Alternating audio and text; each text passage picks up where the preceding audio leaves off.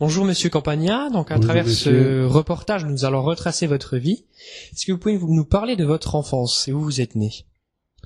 Donc, je suis né à un petit village au centre des Abruzzes, qui s'appelle Corfigno, le 7 août 1930. Et à l'âge de 3 ans, mon papa, il nous a quittés. Il a laissé ma maman avec 9 enfants. Moi, j'étais le dernier né. Et mon de pauvre, quand moi j'ai commencé à avoir 9 ans, tous mes frères, ils sont tous partis en guerre. Parce qu'à l'époque, la guerre, elle a éclaté au 39.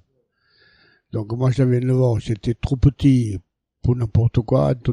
C'était un des plus vieux qui est resté parce que mes frères qui savaient déjà 14-15 ans, ils sont tous partis à l'armée. Et donc je n'ai souffert beaucoup parce qu'il n'y avait rien à manger, il n'y avait rien du tout, et nous on était pauvres de la famille.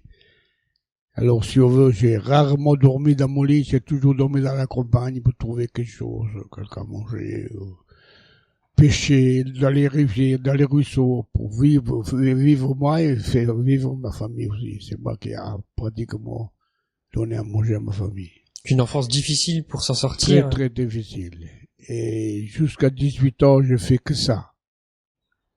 Et à 18 ans, j'en avais marre de la villa, j'ai pris les clics, et je vais à la mairie demander une feuille de passage pour touriste. On me l'a refusé parce que ma famille, c'était des communistes. Tous mes frères, mes sœurs, ben, à l'époque, il n'y avait que ça, Donc, moi, on m'a refusé la feuille de touriste, je suis venu en France, à pied, j'ai passé les Alpes à pied. 9 jours, j'ai marché. Parce qu'au bout du 4e jour, je suis arrivé à la Fondière à Modane.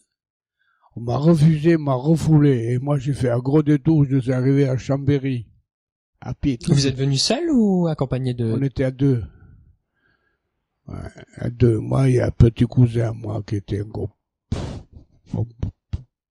pauvre que moi, quoi. Il est resté en France, lui, par la suite, également? Non, lui, il est resté d'abord en France avec moi. Après, il y a eu une invasion que tous les Italiens, ils pouvaient partir au Canada. Moi, je devais aussi partir au Canada, mais j'avais peur de refaire la route, alors je lui ai donné mes papiers. Lui, il est au Canada, moi, je restais ici. Ouais. Et après, donc, vous êtes installé ici à Nilvange, c'était en quelle année? Ben, je suis arrivé à Nilvange, j'ai d'abord, mon premier logement, j'ai eu ici à la rue Geoffroy, à l'entrée de la place Pépeltier. Une vieille famille qui s'appelait Morellato. Et ils avaient logé 5-6 comme moi, quoi. Et de là, je suis parti à Knutange, parce qu'il y en a qui m'a donné un logement. À l'époque, la SMK, ils donnaient du travail, mais il fallait avoir un logement, parce qu'ils n'avaient pas assez de logement. Alors, j'ai trouvé un logement à Knutange, au Café des Patriotes, que j'ai logé. Et là, j'ai fait 2 ans à la SMK. Et comme je voyais la SMK, le boulot ne me plaisait pas. Vous occupez quel poste à la SMK? J'étais à la petite laminoire, où on fait les petites ferrailles, quand on devait prendre la tenaille, les tourner. Oh, c'était un désastre. Toujours blessé, on était. Et pour gagner des sous, alors là, j'ai travaillé dans la chaleur. Et pour gagner des sous, pour envoyer à ma famille, j'ai travaillé chez le Maggi, fait la limonade à Knutange. Et là, j'avais froid de canard, et là, j'avais chaud. Ah, à côté chaud, à côté froid. Alors, je voulais repartir en Italie. Et j'ai passé une visite chez le docteur Vatrel, à l'époque, là, qu'il avait son cabinet à Londres de Knutange, là, de l'usine. Et puis, je l'ai fait savoir que je voulais repartir. Et lui, il m'a pris de le voir. Il m'a dit, qu'est-ce que tu voudrais faire autrement que travailler dans le... Je dis, je sais pas, n'importe quoi, ma part, l'usine ne va pas. Il m'a donné l'adresse de Metz, et j'ai fait les 6 mois de l'école professionnelle des adultes. Et là, j'ai fait les 6 mois, mais pendant ce temps-là, je dormais à la Carlouc, au centre ouvrier. Il y avait des baraquements d'ouvriers dans le temps. Ouais, il y avait une trentaine de baraques, là. Donc avec l'aide d'un médecin, au final, il a tracé la suite de votre vie, en fait. Hein. Le médecin, il m'a donné l'adresse pour aller faire, si ça m'intéressait d'aller au bâtiment. J'ai dit oui. Oui, que j'aurais quitté l'usine, quoi. Et j'ai réussi tous mes examens. J'ai passé pas mal de diplômes. J'ai fait tailleur de pierre. J'ai fait le maçon, j'ai fait coffreur, le béton armé, enfin, le bâtiment, quoi. Et parmi tous ces métiers, lequel vous avez préféré? Tailleur de pierre. Et le carrelage. Pourquoi cette préférence? Parce que ça paye plus. Si le maçon, il gagnait 1000, moi, je gagnais 3000. C'est parce que des tailleurs de pierre ici, à Vallée de Venge, j'en étais qu'à 3. Vous travaillez sur les environs ou au-delà de la Lorraine? Non, moi, je travaille à Longwy, exactement. Seulement, comme il n'y avait pas beaucoup de tailleurs de pierre, les entrepreneurs de la Lorraine, ici, de la région, ils venaient à Longwy, ils passaient le contrat avec mon patron de Bertoldi de Longwy, et moi je taillais la pierre pour n'importe qui, mais je ne savais pas qui c'était. Moi j'avais mes plans. Oui, après vous réalisez ce qui Je taillais les plans, je faisais les plans, je taillais, le camion il venait le chercher, mais je ne sais pas où vous allez. Moi, je croyais que c'était toujours pour mon patron. Mon patron, il faisait le contrat avec les autres. Enfin, ça, c'est leurs affaires. Hein. Mais à la fin des comptes, j'étais resté tout seul parce que les deux compagnons comme moi, que je connaissais bien, ils étaient plus vieux que moi, malheureusement, ils sont morts. J'ai resté tout seul. Et alors là, j'ai gagné ma vie, quoi. En taillant la pierre, calage, moi, j'ai gagné bien ma vie. Et après avoir réussi comme ça votre vie, vous avez fait venir d'autres gens de votre famille d'Italie ou ils sont restés là-haut? Non, ils sont restés là-haut? Non. Ma famille, ils sont tous partis en Belgique, exactement. J'avais 2 frères et une sœur en Belgique et ma mère. Et comme ma mère, elle n'a jamais voulu alloger chez moi, il est venu très peu de temps ici. Parce qu'il m'a dit que moi, je me suis nourri tout seul et elle n'a rien fait pour me nourrir. Quand j'étais jeune. Vous êtes débrouillé par vous-même pour voilà, vous en sortir. Alors elle a dit, je t'ai mis au monde, mais je t'ai rien fait d'autre, tu t'es nourri tout seul. Enfin, c'est une connerie qu'elle a racontée, quoi. Mais je l'ai gardé 3 mois, après il a voulu repartir. Mais avec le savoir-faire, que j'ai dit, tu en vas, mais tous les mois, je t'envoie ma part. Et tous les mois, c'est une histoire de 200 francs, la franc à l'époque, le franc.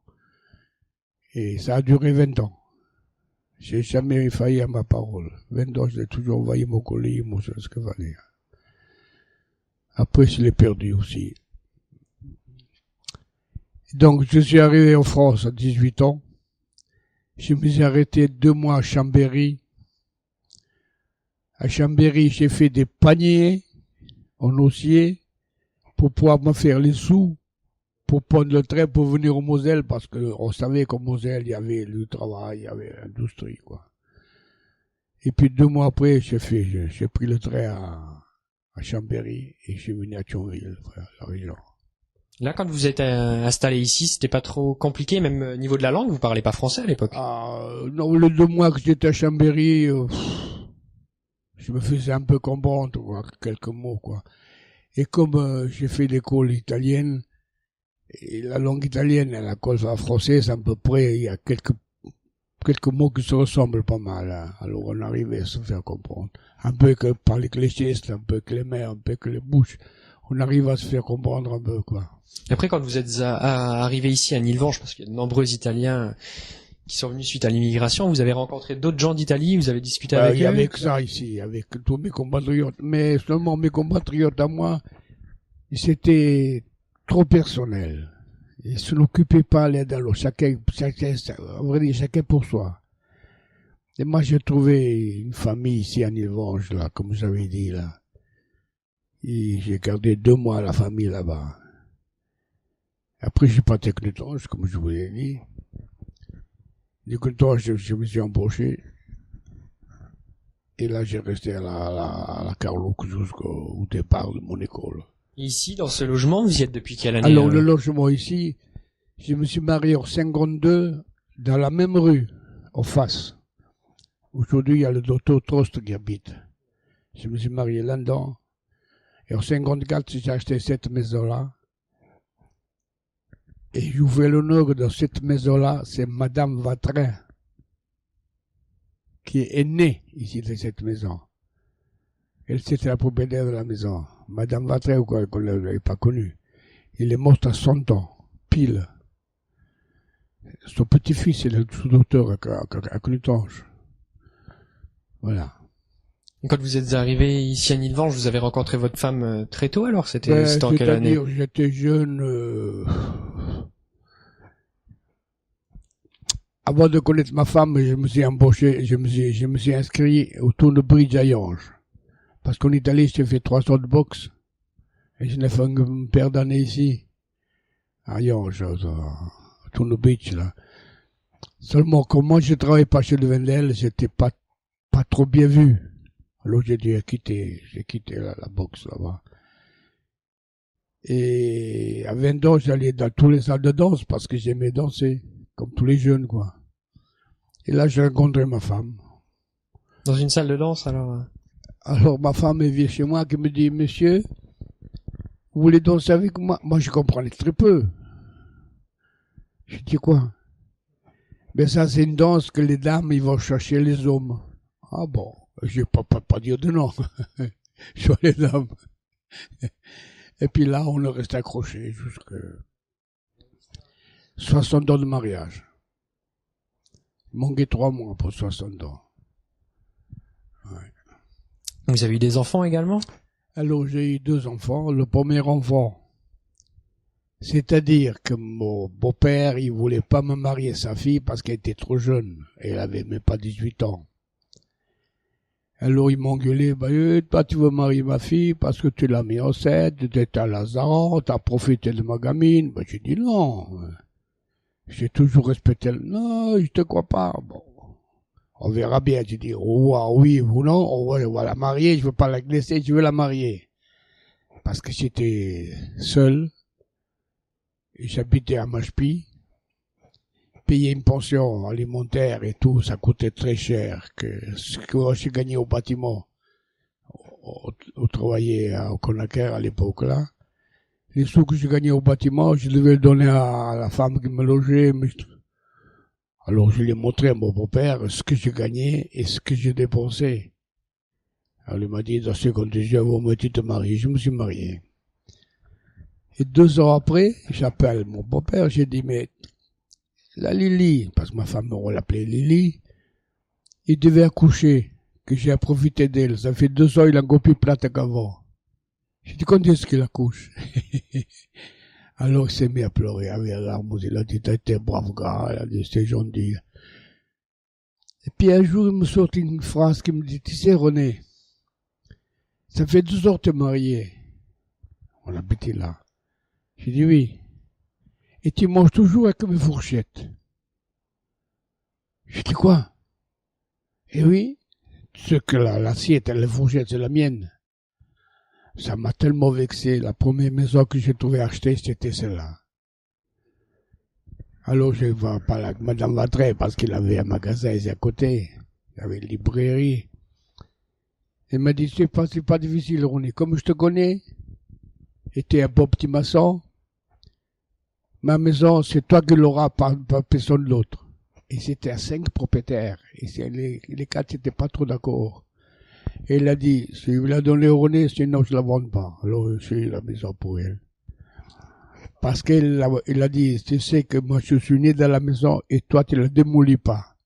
Je garde toujours le souvenir. Je l'ai gardé pour elle, quoi. Ici, à Nilvange, vous avez cultivé un jardin également pendant plusieurs années? À Nilvange, j'ai 7 arts de jardin derrière la maison. Et on y trouve quoi comme fruits? Comme fruits, voyons sur la photo, il y a les kakis. Il y a les Là, kiwis. c'est une espèce un peu rare en Lorraine, on va dire même, hein, parce qu'on n'en trouve pas partout. On m'a dit qu'il a encore un arbre affamé que je sais pas quand. Cet arbre, vous l'avez planté vous? Oui, je l'ai ramené d'Italie, il faisait 1 mètre. Et il produit pas mal de fruits? Mais la première année, on n'a pas fait très peu. Mais maintenant, il y a 400, 500 kilos par an, l'arbre. Oh là là, maintenant, il en a marre. Et j'ai des kiwis. Les kiwis, ils peuvent en avoir à peu près une centaine de kilos aussi. D'ailleurs, si vous voulez le voir, je vous le montrer tout à l'heure dans le jardin. J'ai des abricots, des prunes, des châtaignes. Enfin, moi, j'adore les arbres. On me dit de couper un arbre, je me coupe les jambes. J'arrive pas à couper. Qu'est-ce qui vous passionne, vous, dans le jardinage? Tout. C'est quand je porte même le nom. Je m'appelle Campagna. Et moi, dans la campagne, on m'ignore pas. C'est tout. Tout le monde me pose des questions, je réponds. Les fleurs, n'importe quoi. Moi, Mais c'est tout sur la nature, alors. Ah, le maximum, je crois que je le connais, oui. Et en plus du jardinage, vous avez également une passion pour la chasse, c'est ça? Mais en 54, j'ai fait mon premier permis de chasse et de pêche. En 54. Et ça fait un an que je l'ai quitté, la chasse. Mais pas la pêche. La pêche toujours? Ah oui, j'ai un étang privé à Saint-Pierre, à Thionville. J'ai ma place à moi privée. Mon parking privé, il y a personne qui a le droit de se mettre à ma place. C'est la mienne, quoi. Je paye le tout pour avoir ma place à moi. Et cela, j'attends qu'il fasse beau pour y aller, parce que maintenant, il fait pas beau. Et la chasse, c'était sur les villes des environs ici? J'étais un peu partout. La Moselle, oui, toujours partout. C'était avec des amis, seuls? Je peux pas aller tout seul. La chasse, on chasse pas tout seul, c'est genre en équipe, quoi. Donc, j'ai fait Fontois, j'ai fait Machepie, j'ai fait tout là, j'ai fait Florange. Ah oui, toutes les communes des environs, là. Environ. Autre chose comme ça, à peu près, Vigie, par là, ça allait. Mais j'avais une part de chasse en Moselle. Ma Moselle, on a des lois tellement bêtes qu'on peut pas chasser. On n'a pas le droit de tirer ici, pas le droit de tirer. Alors on a les lois différemment que la Moselle. Alors j'ai laissé tomber la morte Moselle. D'ailleurs, il n'y a pas de gibier parce qu'ils tirent tout. Et tout ce qui bouge, ils tirent. Alors même l'autre qui est en train de faire ses besoins, il tire dessus. Je me suis jamais accordé avec les gars de 54. Jamais. Ni chasse, ni pêche, nulle part. Ils savent pas respecter la nature. Et outre le jardinage et la chasse, ainsi que la pêche, vous avez d'autres passions également? Moi, je fais partie de pas mal de clubs dans la région pour pas rester enclosé à la maison. Vous voyez, j'ai déjà un maillot de la Knutange, la bonne boule. Là, vous y allez régulièrement? Ah oui. Et j'ai un club aussi au Witten-Dalgrange. Ce soir, je vais manger au club de Witten-Dalgrange. Et j'ai un goal à le Faubourg à Nilvange. Ah oui, sur toute la vallée, vous êtes c'est-à-dire, là, je joue aux cartes, là, je joue les boules, là, je mange, là, je bois, enfin. Si je reste à la maison tout seul, tout le rang, je deviens fou, alors. À part les mots croisés que je fais, là. Voilà. Est-ce que vous avez une anecdote ou quelque chose de particulier à nous raconter sur Nilvange, que vous avez vu ou vécu, qui vous aurait marqué, Nilvange, à vrai dire, je vais vous dire la vérité, comme à Nilvange, j'y restais pas souvent. Moi, ce qui m'a fait mal, un jour, j'arrive à la maison, je vois ma femme qui pleurait. Je lui dis, pourquoi tu pleures? T'es malade? Non, je suis pas malade. Pourquoi tu pleures? Elle m'a dit, la fille, là, elle avait 8 ans, 9 ans. Il a posé une question à sa mère. Maman, est-ce que le papa, il nous a quittés? Et je dis, non, pourquoi tu veux qu'il nous quitte? Mais on le voit pas. On le voit jamais. C'est normal parce que moi, le matin, je partais très tôt. Le soir, je rentrais très tard. Le week-end, je partais à la chasse à droite, à gauche. C'était pareil. Oui, vous étiez plus à l'extérieur qu'à la maison, en fait, oui. Et donc, ma femme m'a prié, mais non, on a tout ce qu'il faut, on a la caravane, on a la maison, tout est payé, on a la voiture et tout.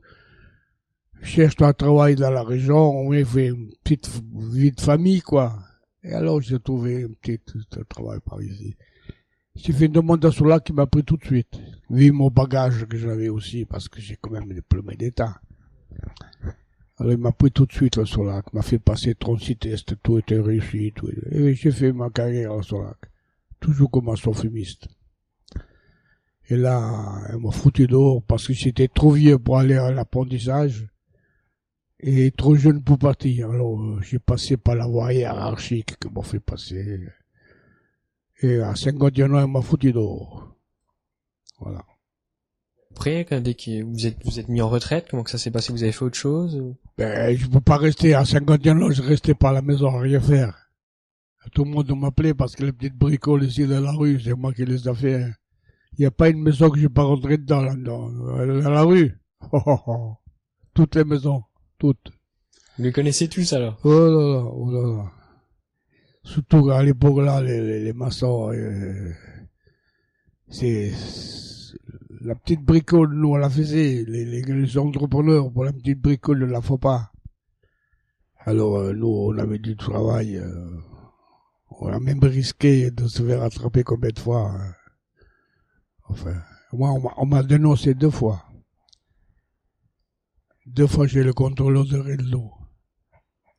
C'est bon, ça m'a sauvé parce que le contrôleur, j'ai travaillé aussi chez lui dans le noir. Le contrôleur de Briey. Il me dit, René, c'est un coup à toi, qu'est-ce qu'il y a? On m'a envoyé une lettre anonyme comme quoi tu travailles après les heures, là. 2 fois, je me suis fait attraper, mais tu vois, il peut pas me dénoncer. Mais il peut pas me dénoncer parce que j'ai travaillé chez lui aussi après.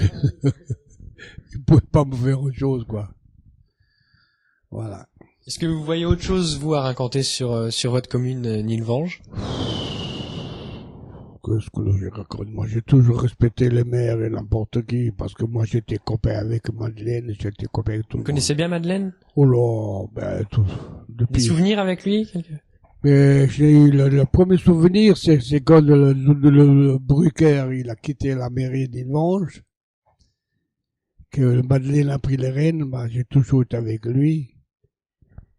Et la première chose qu'on a fait avec Drucker et Madeleine, moi j'ai bâti l'école maternelle à Nilvange, devant la mairie. Ça c'est un gros bâtiment seulement que l'a fait, avec l'entreprise évidemment, c'est pas tout seul. Et on a toujours gardé cette amitié fort avec Victor. Et au dernier, on était là dans le fer et bois là, que lui il a organisé. J'étais là-dedans, tout le mercredi, on allait boire un coup, c'était bien. À 8h et moi, on était très bien. Et puis, j'ai eu même une question avec le Victor Madeleine. Parce que moi, j'ai arrivé à jumeler Knutange avec un petit village italien, Serra dei Conti. Et moi, j'ai fait le nom de Madeleine de jumeler Nilvange avec Serra dei Conti. Et lui, il voulait jumeler le Mali. Le Mali, qu'il est à 6000 km, disait. Qu'est-ce que j'ai dit, mais tu n'auras jamais personne qui vient ici, que nous, on y va là-bas. L'Italie, il est plus près. Non, moi, je veux jumeler le Mali. D'ailleurs, si toi, tu vas jumeler Knutange, tu n'arriveras jamais. Bon, je vais essayer quand même, j'y arrivé. Alors, quand tout était fait, il est venu, il rentrait, il dit, René, tu payes un coup, je viens ici. Il est venu là. Et puis il m'a dit, t'es quand même arrivé à jumeler. Sans toi, j'ai dit. Tu croyais pas que j'arrivais, mais j'arrivais quand même. Mais le Mali t'arrivera jamais. Mais si j'arrive, il n'a jamais arrivé. Et moi, par contre, j'ai arrivé à jouer à jumeler Knutange. Et maintenant, quand tu descends avec les Knutangeois, on descend en Italie, c'était la fête là-bas, c'est formidable là-bas. Ah, beau. De beaux souvenirs en Italie. Alors, la dernière fois qu'on a été là-bas avec Monsieur Serbé, on était une dizaine de la commune de là-bas, de Knutange, on était là-bas. On a trouvé la fête du village, on ne le savait pas. Ça m'a resté choqué.